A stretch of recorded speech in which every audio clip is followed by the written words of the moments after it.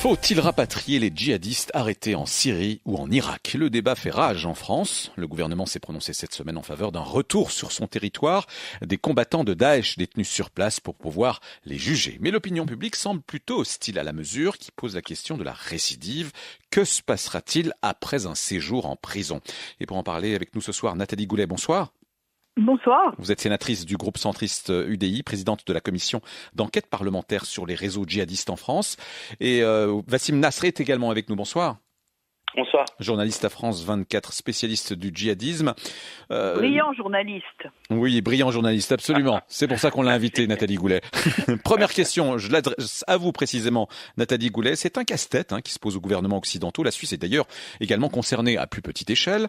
La France semble se diriger vers l'option du rapatriement. Est-ce que c'est une bonne ou une mauvaise solution à vos yeux? Écoutez, je pense qu'il y a une très grande hypocrisie politique en général sur le sujet. Et je pense qu'on est face à une vraie difficulté qui est le respect de l'état de droit et donc venir juger ces djihadistes en France, qui est une vraie option. Moi, ma position est un peu modérée pour la raison suivante. D'abord, on a un système carcéral qui est plein comme un œuf, avec une radicalisation à l'intérieur des prisons qui est extrêmement importante. Donc, on va les mettre en milieu carcéral et ces gens vont devenir évidemment des héros de leur division. Ça, c'est déjà pas tellement souhaitable. La deuxième chose, on n'a absolument aucun sas de sécurité en ce qui concerne toutes les questions de déradicalisation dont on sait que ça ne fonctionne pas très bien. Donc moi, je suis extrêmement inquiète, si vous voulez, une fois qu'on va les avoir ramenés, comment on les traite. Alors on les traite évidemment comme un état de droit, donc ils vont avoir un juge, ils vont avoir tout ce qu'il faut, des avocats, etc. Mais moi, je suis très très inquiète à cause de la situation globale de la radicalisation en France et du jugement déjà des terroristes et de ceux qui sont déjà en prison. Oui. Moi, c'est plutôt dans la globalité que ça me pose problème plutôt que sur le principe de leur rapatriement. Et que sur le principe, je suis pas du tout hostile pour les raisons de droit que Wassim va nous expliquer très bien, et aussi des questions de sécurité qu'on comprend très bien.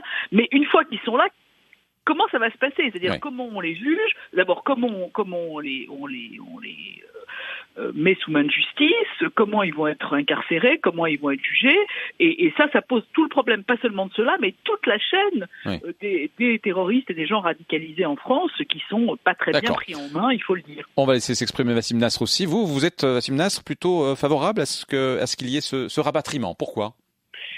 Moi, je me suis exprimé sur le sujet depuis plus d'un an, parce qu'en connaissant la région, la situation géopolitique de la région, c'était inévitable de constater qu'on va arriver à ce dilemme-là, parce que les laisser entre les mains de la milice kurde YPG, c'était pas une option viable, parce que la visibilité, moi j'avais dit à l'époque, stratégique, géopolitique sur la région, elle dépassait pas les 6 mois, elle était tout le temps évolutive.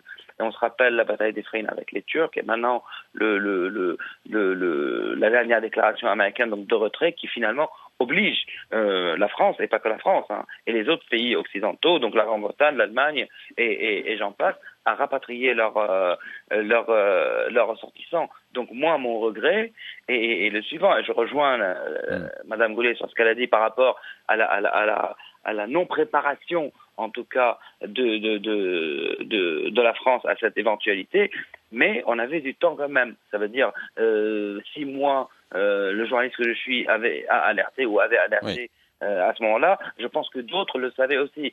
Mon regret est vis-à-vis des politiques, en tout cas, de tout confondu, qui n'ont pas préparé l'opinion publique et expliqué à l'opinion publique pourquoi cette solution serait la meilleure. Parce que regardez, aujourd'hui, qu'est-ce qui va se passer? On a même du mal aujourd'hui à les faire passer la frontière en Irak. Et pour les faire passer la frontière avec l'Irak, il faut négocier avec le YPG, il faut négocier avec le Kurdistan irakien, sans froisser Bagdad, pour voir après comment les rapatrier depuis. D'accord, mais Wassim Nasr, la question qui se pose, c'est que se passera-t-il après la peine à laquelle il serait éventuellement condamné, après que cette peine soit purgée? Est-ce que là, ça pose pas un problème de sécurité publique? Wassim Nasr. Écoutez, c'est un problème de sécurité publique, bien sûr, mais il faut s'imaginer qu'ils vont prendre des peines qui sont assez lourdes. Oui. Déjà, le droit français est un des plus durs en Europe vis-à-vis de ce phénomène de terrorisme et de djihadisme. Donc entreprise individuelle, ça veut dire il suffit d'avoir un projet, sans avoir acheté des armes, sans avoir fixé un objectif pour être incarcéré pour terrorisme. Et les peines sont aujourd'hui très lourdes. Et puis j'ai envie de dire que la France et les autres pays européens, l'Italie, la Grande-Bretagne, ont fait face à des vagues de terrorisme qui étaient très virulentes, très dommageables pour les pays dans les années 80. Et ça a été géré. Oui. Aujourd'hui, il faut expliquer à l'opinion que ce risque existe, mais qu'il n'est pas pour autant ingérable. Oui. Alors Nathalie Goulet, c'est vrai finalement, est-ce qu'il ne faudrait pas faire confiance à la justice française, à la police française et au renseignement français ? Alors moi, je fais évidemment confiance à la police, je fais évidemment confiance à la justice, je fais confiance à la police et au renseignement, pas seulement français, mais européens, qui ont d'ailleurs fait énormément d'efforts depuis 5 ans. Donc est-ce qu'il ne faudrait pas assumer le fait de les rapatrier, justement, en se disant on va les encadrer, on va les juger, on va les incarcérer, on va les suivre.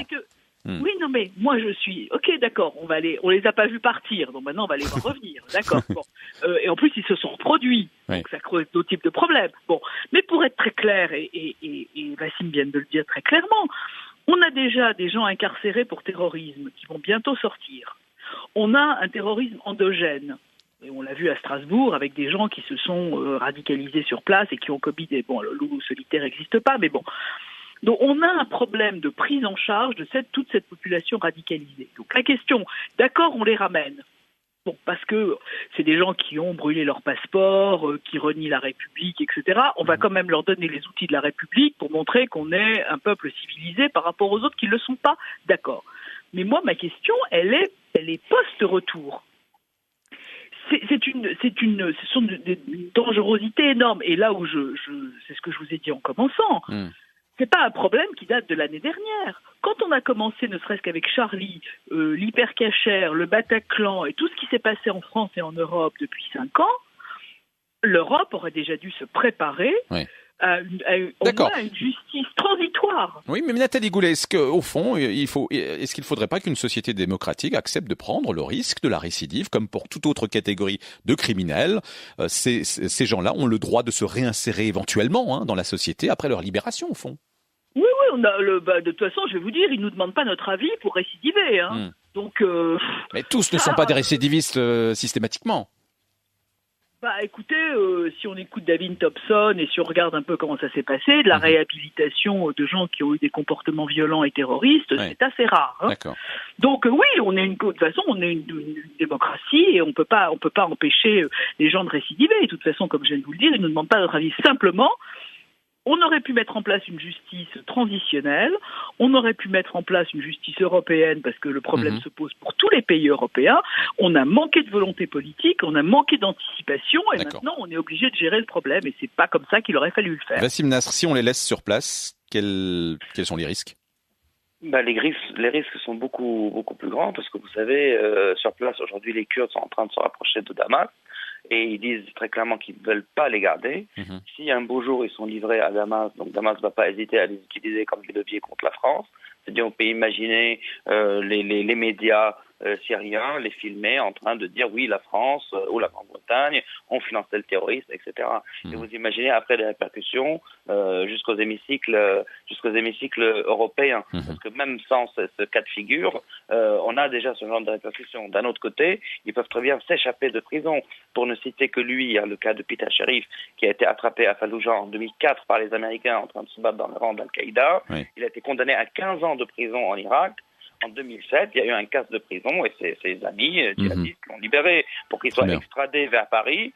Puis, il a fini dans les rangs d'Al-Qaïda au Yémen pour être arrêté il y a quelques semaines par les Français à Djibouti. Donc, vous voyez l'intervalle entre 2004 et aujourd'hui. Quand même. Merci, merci. On va s'arrêter là. Merci Wassim Nasr. Et merci également à vous, Nathalie Goulet, d'avoir participé à cet échange de points de vue. Je vous souhaite une bonne soirée à tous les deux. Merci. À vous aussi, merci. Au revoir.